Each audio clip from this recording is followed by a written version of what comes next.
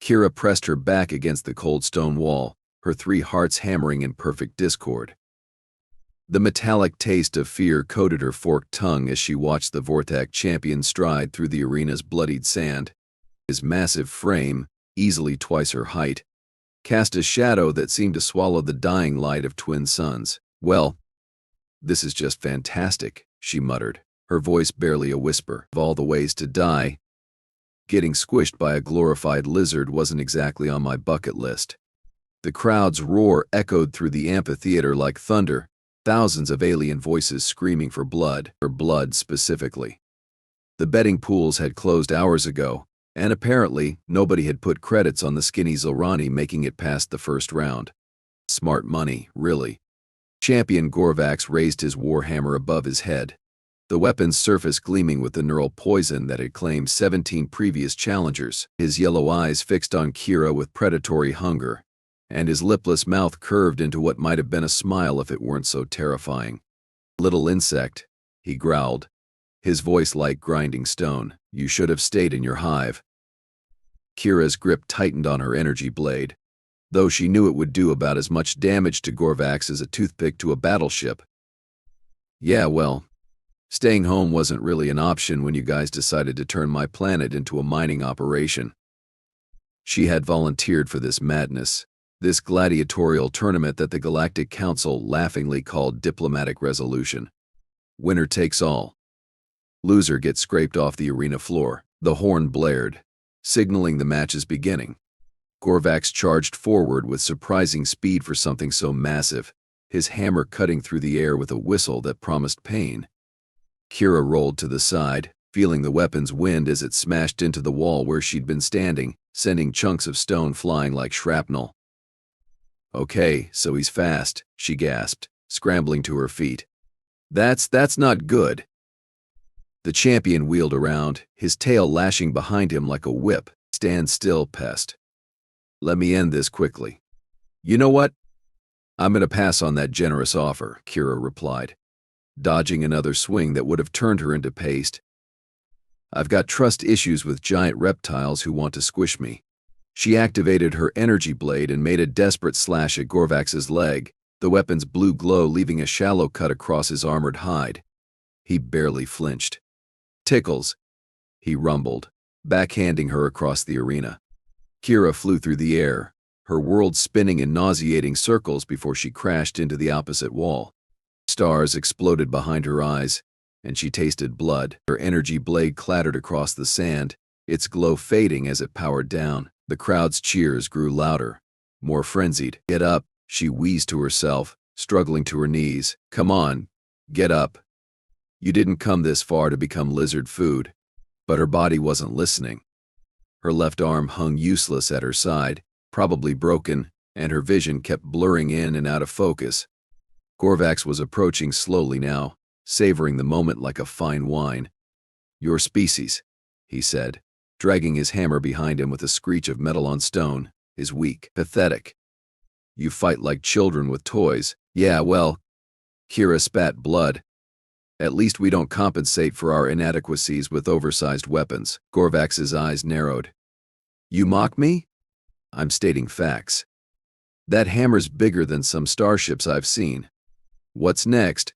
Are you going to tell me about your extensive collection of vintage war machines?" The champion's roar shook the arena. He raised his hammer high, muscles bulging as he prepared to deliver the killing blow. This was it. This was how it ended. Kira closed her eyes, thinking of her homeworld, of the green forests and crystal lakes that would soon be strip-mined into oblivion. At least she'd tried. At least she'd. A sound cut through the air, sharp and clean, not the whistle of the hammer, but something else, something that made her heart skip a beat. Then Gorvax screamed. Kira's eyes snapped open to see the champion staggering backward, an arrow protruding from his shoulder. Not an energy bolt or a plasma discharge, but an honest-to-God's wooden arrow with fletching that fluttered in the arena's artificial breeze. "What the?" she began, but the words died in her throat. Standing at the arena's edge, having apparently materialized from thin air, was a figure that made absolutely no sense. Bipedal, roughly her height, with pale skin and dark hair pulled back in a ponytail. The creature wore simple leather armor that looked like it had been crafted by someone who'd never heard of energy shields or molecular weaving, and it was holding a bow. A bow. You have got to be kidding me, Kira whispered. The human, because that's what it had to be. Though she'd never seen one outside of outdated databases, knocked another arrow with fluid precision. The movement was so smooth, so practiced, that it seemed almost supernatural. Target acquired, the human said, her voice carrying clearly across the arena, despite the crowd's confused murmur. Assessing threat level. Gorvax pulled the arrow from his shoulder, green blood oozing from the wound. What trickery is this? What manner of primitive are you? The human tilted her head, studying him with the detached interest of a scientist examining a particularly interesting specimen. Species, Vorthak. Height, approximately 3 meters. Armor rating, medium. Weakness assessment, multiple. I am Champion Gorvax of the Crimson Fleet. I have slain hundreds in single combat. Congratulations. The human replied flatly. Your medal's in the mail. She drew back her bowstring, the motion so fluid it seemed like liquid grace. Subject exhibits typical alpha predator behavior. Recommendation: immediate termination. Gorvax charged at the human with a bellow of rage, his hammer spinning in deadly arcs. The human sidestepped with casual ease, as if she were avoiding a slow-moving obstacle rather than a weapon that could punch through starship hulls. Predictable, she murmured, loosing her arrow. The projectile took Gorvax in the knee, and the champion stumbled, his charge faltering. Before he could recover, the human had another arrow ready. You think your primitive weapons can harm me? Gorvax snarled, swinging his hammer in a wide arc. The human ducked under the swing, rolled to the side, and came up with her bow already drawn. Primitive? That's adorable. Tell me, big guy, what's your species' average lifespan? 400 of your years, insect. And how many of those years have you spent training with that hammer? Gorvax paused, clearly confused by the question. 200. I am a master of 200 years, the human interrupted, releasing another arrow that caught the champion in his sword arm. That's impressive. I've been shooting for about 6 months. The arena fell silent, except for Gorvax's labored breathing and the soft whisper of the human's next arrow being knocked.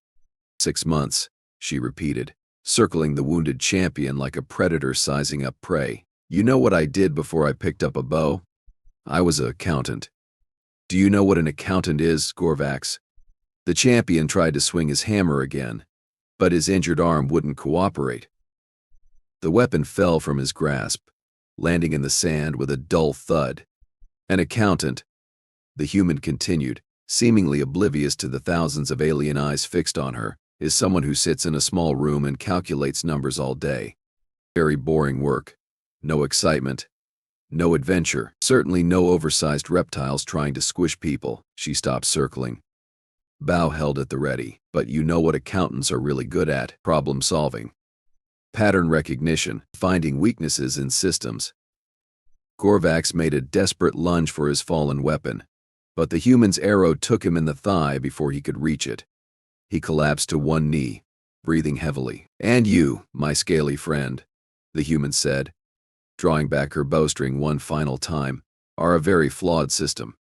Wait, Kira croaked, struggling to her feet. Who are you? What are you? The human glanced at her, and for a moment Kira saw something unexpected in those alien eyes. Compassion, maybe. Or perhaps just professional courtesy. Name's Maya Thompson, she said.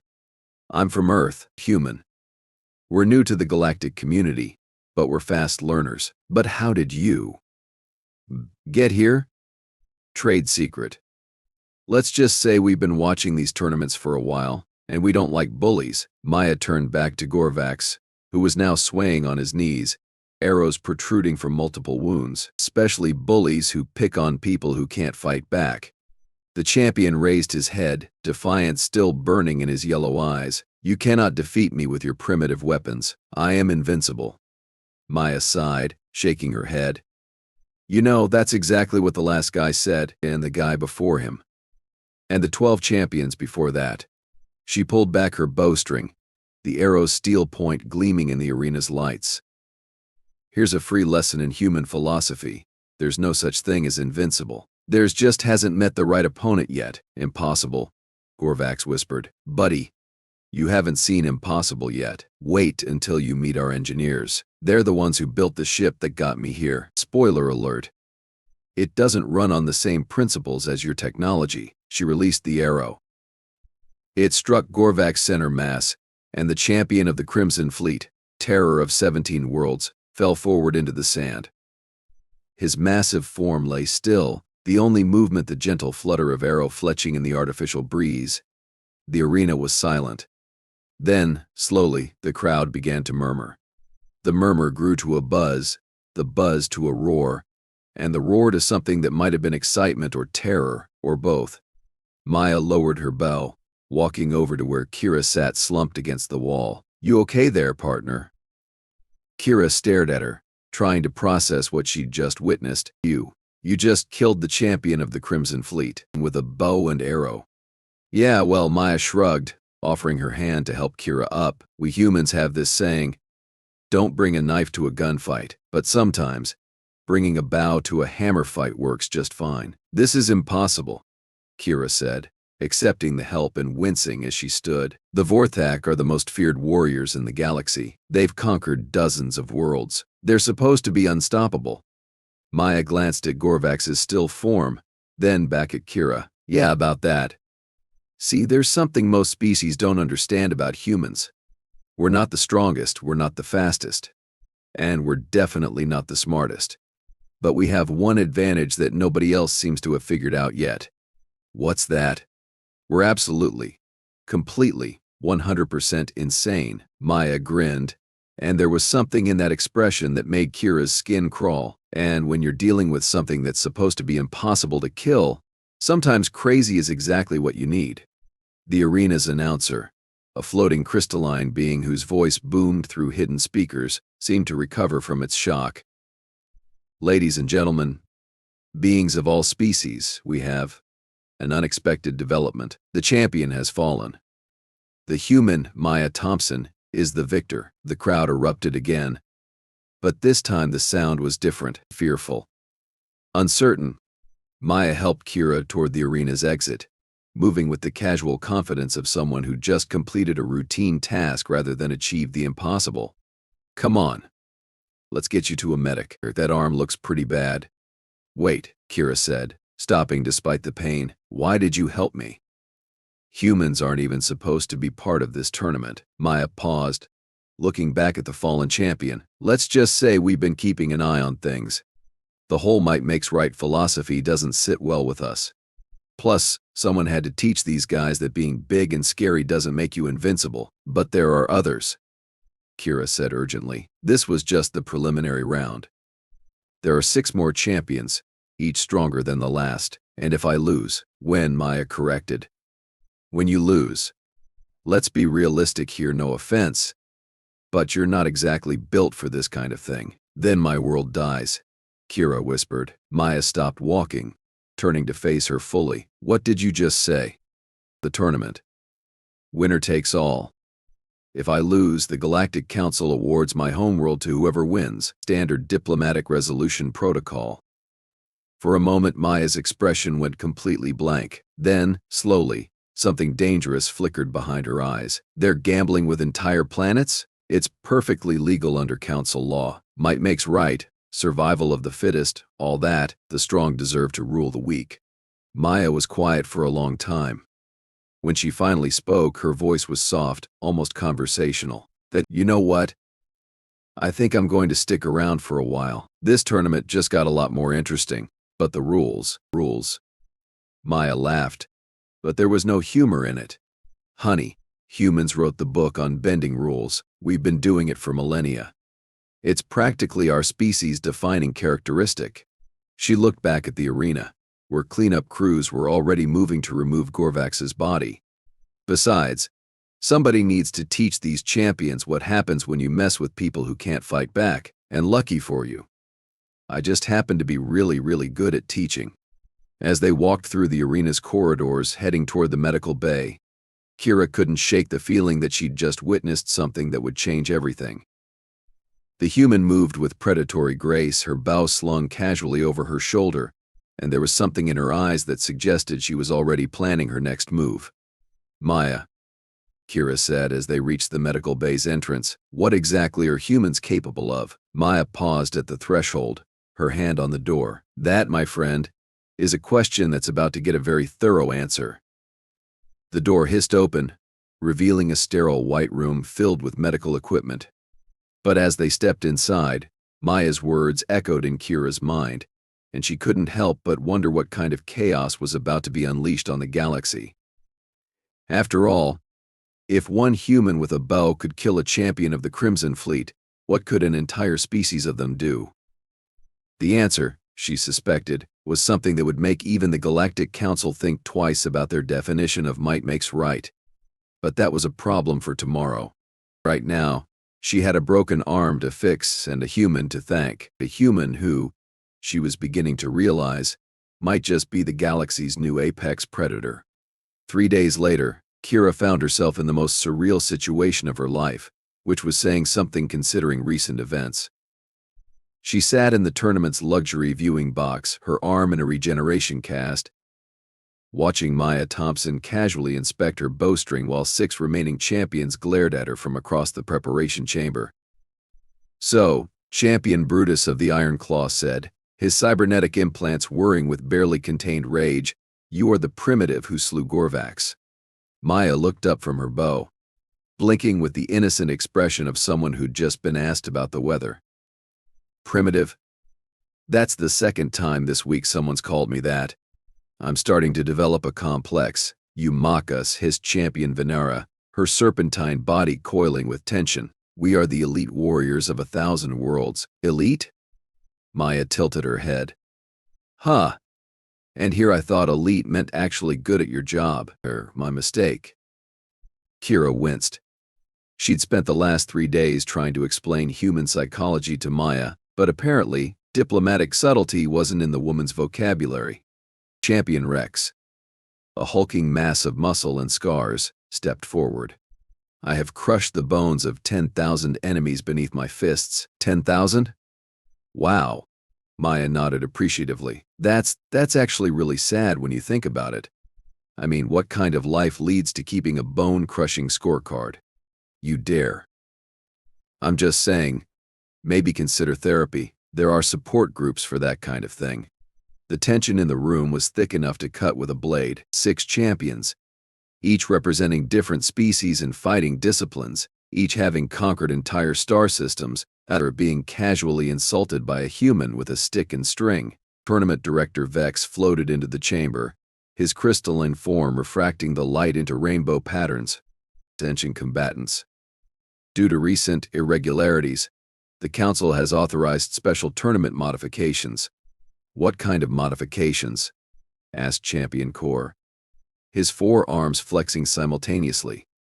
The human will face all remaining champions simultaneously. The chamber fell silent. Maya blinked. All of them? At once? The Council feels this will provide adequate compensation for the unexpected variable you represent. 6 against 1.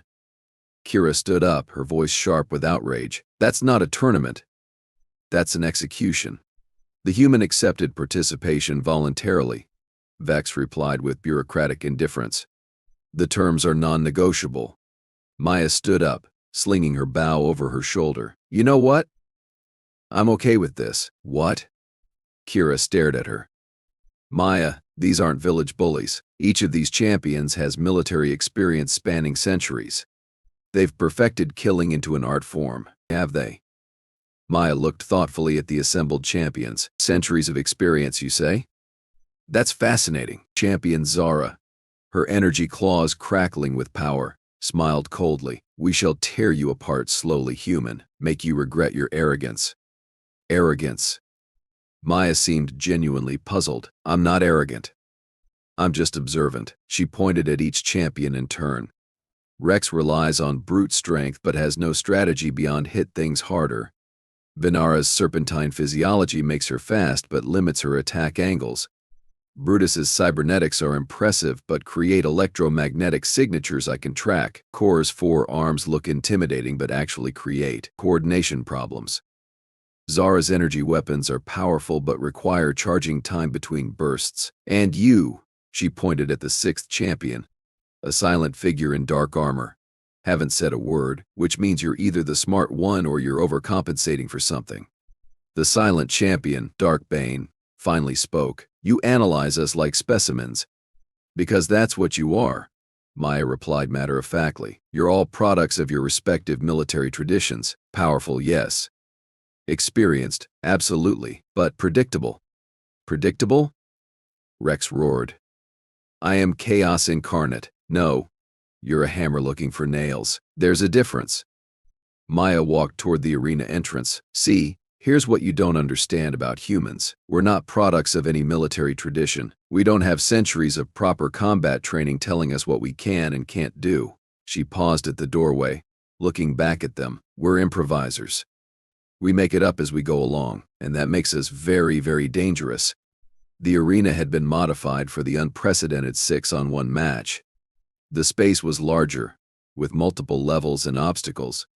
The crowd was bigger too, word having spread throughout the galaxy about the human who'd killed Gorvax with primitive weapons. Maya stood in the center, bow in hand, looking remarkably calm for someone about to face impossible odds.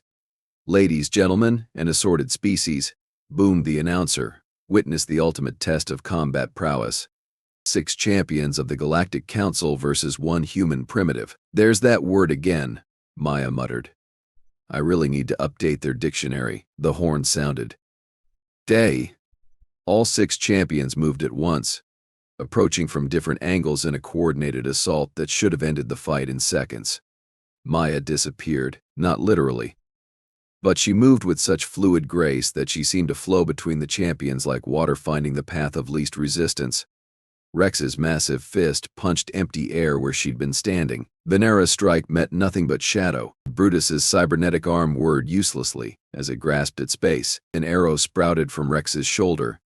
First lesson. Maya's voice echoed from somewhere in the arena's shadows. Size doesn't matter if you can't hit your target. Core spun his 4 arms in a whirlwind attack, trying to cover all possible angles. An arrow took him in the leg before he'd completed half a rotation. Second lesson. More arms just means more things for me to aim at. Zara fired her energy claws in sweeping arcs, lighting up the arena with crackling power. When the light faded, she was bleeding from a cut on her arm, and Maya was standing 20 feet away, already knocking another arrow. Third lesson. Flashy weapons make you easy to spot. Venera slithered forward with serpentine speed, her fangs dripping with venom. Maya sidestepped, grabbed the snake woman's head, and used Venera's own momentum to redirect her into Rex's path. They collided in a tangle of limbs and confused hissing. Fourth lesson. Speed without direction is just flailing around. Brutus activated his targeting systems, mechanical eyes locking onto Maya's position. Gotcha. Primitive, Maya smiled. Fifth lesson. Never trust technology more than instinct. She pulled something small from her belt and threw it at Brutus. The object stuck to his chest plate with a tiny click. A second later, electromagnetic pulse cascaded through his systems, and the cyborg champion collapsed as his implants shorted out.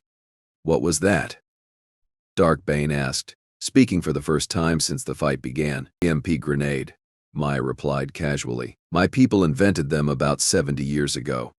Turns out they work really well on overconfident cyborgs. Only 3 champions remained standing, Rex, Venera, and Dark Bane. They formed a triangle around Maya, moving more cautiously now. Impossible, Rex growled. You're just one human with primitive weapons. You keep using that word. I don't think it means what you think it means. Maya knocked another arrow. Tell me, Rex, what's the most advanced piece of technology your species ever invented? Plasma cannons capable of destroying moons. Impressive. Loud, destructive, intimidating, very traditional. Maya drew back her bowstring. You know what humans invented? Mathematics, logic. The scientific method. We figured out how to think our way out of problems instead of just hitting them harder. She released the arrow. It struck Rex in his unarmored knee, And the massive champion stumbled. Sixth lesson: brains beat brawn every time. Venara lunged forward, fangs extended, but Maya had already moved. The serpent champion found herself face to face with Dark Bane instead. Seventh lesson: anger makes you stupid. Dark Bane raised his energy sword, its blade humming with power. You cannot evade us forever, human. Who said anything about evading? Maya pulled back her bowstring, but instead of one arrow, she had three knocked at once. I've just been taking my time, studying your patterns. Did you know that Rex favors his right side because of an old injury? Or that Venera always strikes high because her species evolved to hunt tree dwellers? Or that you, Dark Bane, have been protecting your left flank because you've got some kind of old wound there? She released all three arrows simultaneously. Rex took one in his favored right shoulder, spinning him around. Venera caught the second in her extended neck, the impact sending her reeling. The third arrow struck Dark Bane's left side, exactly where Maya had predicted his weakness would be. All three champions hit the ground. The arena fell silent. Maya walked over to where Dark Bane lay, pulling back his helmet to reveal a surprisingly young face. Human, he whispered. How did you know? About your old wound? Body language. You've been unconsciously protecting that side since the fight started. It's probably from your first real battle, right? The one that taught you that you weren't invincible? Dark Bane's eyes widened with surprise. Here's the thing about humans, Maya continued, offering him her hand. We're very good at reading people. It's how we survived on a planet full of bigger, stronger predators. We learned to observe, to adapt, to find weaknesses that others missed. She helped him to his feet. You're not bad fighters. You're just predictable. Centuries of training in traditional combat styles made you incredibly skilled, but it also made you rigid. You fight the way you were taught to fight, the way your species has always fought. Maya looked around at the fallen champions, then up at the stunned crowd. Humans don't have that problem. We're too young, too chaotic, too stubborn to stick to any one way of doing things. We improvise. We adapt. We find ways to make primitive weapons devastatingly effective against advanced technology. She pulled out her final arrow, holding it up for everyone to see. This is a piece of sharpened metal attached to a wooden stick, propelled by a string stretched between two curved pieces of wood.